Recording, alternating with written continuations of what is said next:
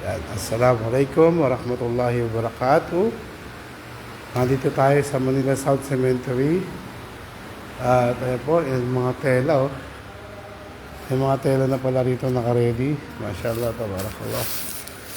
So, inshallah, dito natin papaliguan ang ating mahal na kapatid na si Sheikh Farid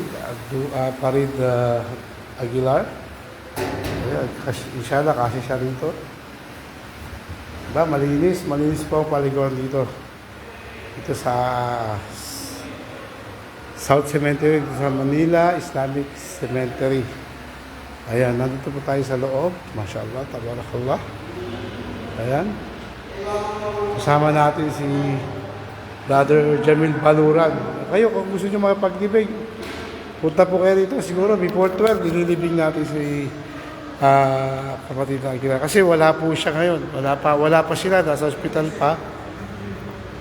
Inaayos pa yung mga papel. Ayan. Sa ngayon, ang kanyang paglilibingan ay inuhukay na po. Ayan. Andito po. Inuhukay na po. Ayan.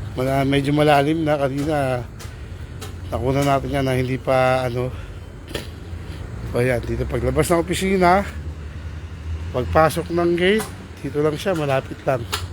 Tuka na lang. Ayan, medyo malalim na yung hukay niya.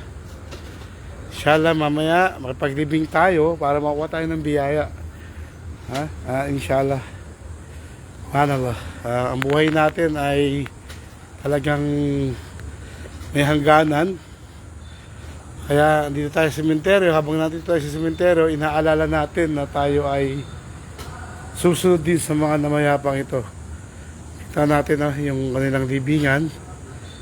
Ayan, mga nakalibing dito sa Manila South Cemetery o Manila Islamic Cemetery. Dito sa Manila South Cemetery nga na ipinatayo ng ating butihing papasok pabalik na Mayor Isko Moreno. Alhamdulillah, ayan ang gate. Punta lang kayo. At inshallah, wala pa naman sila. Nasa hospital pa, 10 o'clock.